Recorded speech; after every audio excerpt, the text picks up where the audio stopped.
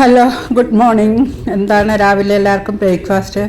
എനിക്ക് ഇടിയപ്പമാണ് ബ്രേക്ക്ഫാസ്റ്റ്. അപ്പോൾ അതിന് ഒരു കറി വേണ്ടേ. ഞാൻ കോളിഫ്ലവർ മസാലക്കറി ഉണ്ടാക്കാമെന്ന് വിചാരിച്ചു. അപ്പോൾ വെളിച്ചെണ്ണ ചൂടായി കഴിയുമ്പോൾ ഇഞ്ചി വെളുത്തുള്ളിയൊക്കെ നീളത്തിൽ അരിഞ്ഞത് ഇട്ടൊന്ന് വാട്ടുകയാണ്.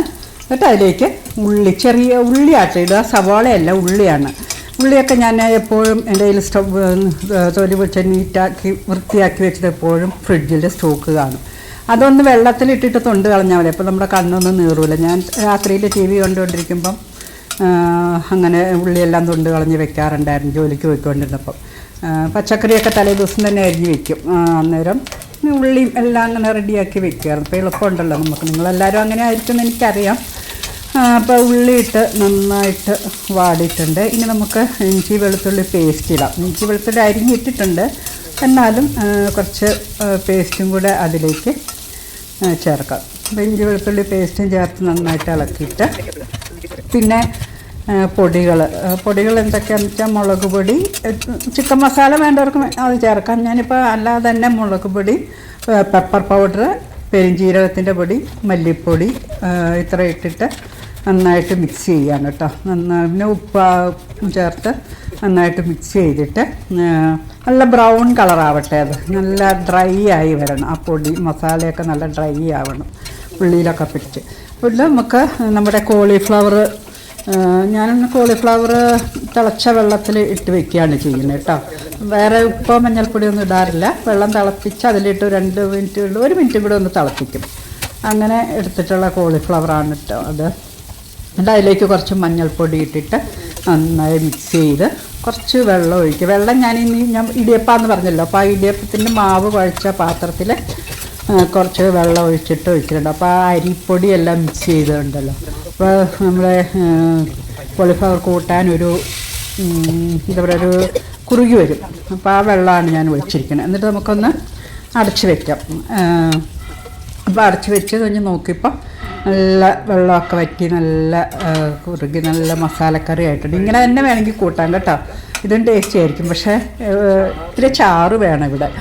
അപ്പം ഞാൻ കുറച്ച് വെള്ളവും കൂടി ഒഴിക്കുകയാണ്. ഇത്തിരി ചാറില്ലാതെ എങ്ങനെയാണ് ഇടിയപ്പത്തിന്. അത് കുറച്ച് തിളപ്പിച്ച വെള്ളം ആട്ടോ ഒഴിക്കണം. പച്ചവെള്ളമല്ല, ഒന്ന് തിളപ്പിച്ച വെള്ളം. അതായിരിക്കും നല്ലതെന്ന് എനിക്ക് തോന്നുന്നു. കുറച്ച് പച്ചവെള്ളം കൂടി ഒഴിച്ച് അടച്ച് ഒന്നും കൂടി 1 മിനിറ്റും കൂടി ഒന്ന് വേവട്ടെ. 1 മിനിറ്റ് വെന്ത് കഴിഞ്ഞപ്പോൾ നമ്മുടെ വെള്ളം ഒഴിച്ചൊന്ന് അടച്ച് വയ്ക്കാം. അപ്പോൾ ഉപ്പും ഒക്കെ നോക്കാം കേട്ടോ. ഇപ്പോൾ ഒക്കെ നോക്കിയിട്ട് വെള്ളം പാകത്തിനാവുമ്പോൾ വീണ്ടും തിളച്ച് വന്നിട്ടുണ്ട് കേട്ടോ.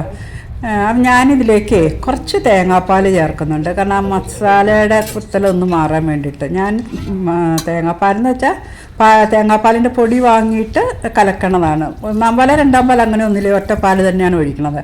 ഞാൻ തേങ്ങാപ്പാലിൻ്റെ പൊടിയാണ് എൻ്റെ കയ്യിൽ എപ്പോഴും സ്റ്റോക്ക് ഉണ്ടാകും. ഞാൻ മിക്കവാറും വർഷങ്ങളായി ഞാൻ ഇത് തന്നെ ഉപയോഗിക്കില്ല. തേങ്ങാപ്പാലൊക്കെ പിഴിഞ്ഞ കാലം ഞാൻ മറന്നുപോയി. എത്രയോ വർഷങ്ങളായിട്ട് ഞാൻ ഈ തേങ്ങാപ്പാൽ പൊടിയാണ് ഉപയോഗിക്കുന്നത്.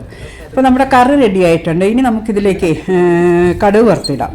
അതിന് എണ്ണ മൂത്ത് കഴിയുമ്പോൾ കടുക് പൊട്ടിച്ച് മുളകിട്ടു, കറിവേപ്പില ഇട്ടു, പിന്നെ കുറച്ച് സവോള 2-3 പച്ചമുളകും കൂടി ഇട്ടിട്ട് നല്ല ബ്രൗൺ കളറാവട്ടെ. നല്ല ബ്രൗൺ കളറായി കഴിയുമ്പോൾ അതിലേക്ക് കുറേശ്ശെ പൊടികൾ ചേർക്കാം. എനിക്കിതിലേക്ക് ചിക്കൻ മസാല മാത്രം ചേർത്താലും മതി. പക്ഷേ ഞാൻ ഇത്തിരി മുളക് പൊടിയും കുരുമുളക് പൊടി, പെരുംജീരകപ്പൊടി, മല്ലിപ്പൊടി എല്ലാം ഇത്തിരിച്ച വീതം കുറേശ്ശെ വീതം ഇട്ടിട്ട് അത് നല്ല ബ്രൗൺ കളറാവുന്നവരൊന്ന് ചൂടാക്കും. അത് ചൂടായി കഴിയുമ്പോൾ നമ്മൾ തക്കാളി ചേർക്കും. തക്കാളി അങ്ങനെ വല്ലാതെ ഇട്ട് വഴറ്റില്ല കേട്ടോ. ഒന്ന് ചൂടായാൽ ഒന്ന് വാടിയാൽ മതി. ഈ പാത്രത്തിൻ്റെ ചൂടുണ്ടാവും. പിന്നെ നമ്മുടെ കൂട്ടാനിലേക്ക് ഒഴിക്കുമ്പോൾ കൂട്ടാൻ്റെ ചൂടിൽ കിടന്ന് തക്കാളി വെന്തോളും. അപ്പം നമ്മുടെ കറിയിലേക്ക് ഇട്ടിട്ടുണ്ട്.